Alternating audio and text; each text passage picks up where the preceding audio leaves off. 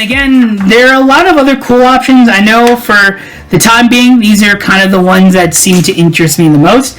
I definitely have no problem kind of going through all of them one by one, but again, I figured I'd just kind of give my initial thoughts for the ones that I really liked.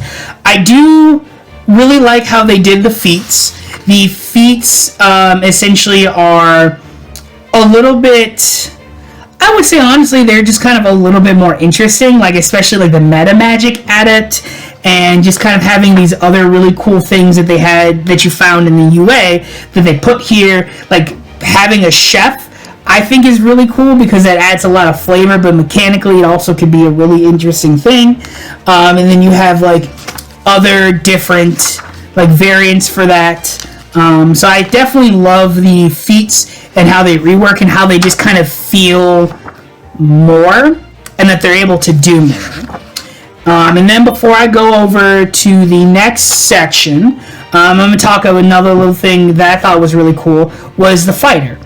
I always enjoyed the fighter as a class because it doesn't necessarily get a lot of the stuff that a paladin gets because a paladin can smite, a barbarian gets because a barbarian can rage, but the fighter is supposed to be that really cool base ground where you're able to customize it how you want it to be.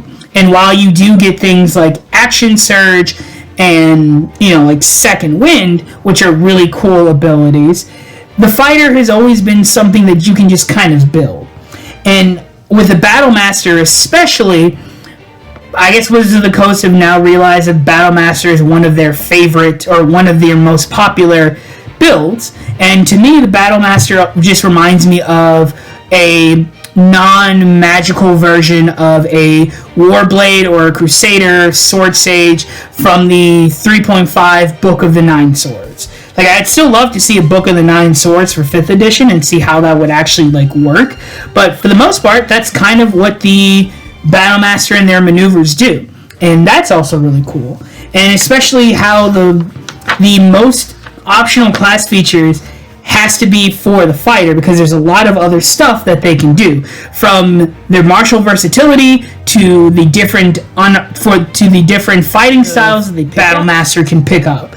And even when then, the cool thing that I really love about it, and I really wish that they would do for maybe other classes, is they have a build. They basically have the Battle Master build showcase. And it's essentially like if you're trying to play this type of character, this type of archetype of Battle Master, here's how you would go about building it.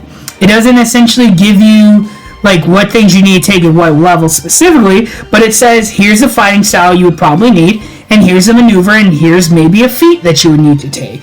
And I think this is also a really cool idea, and I kind of was hoping to see if they would maybe do that for maybe some of the other classes. I can understand that they did this for the Battle Master first because that is the very versatile thing that the fighter can be doing, and just seeing a lot of that too, and just kind of wanting a little bit more.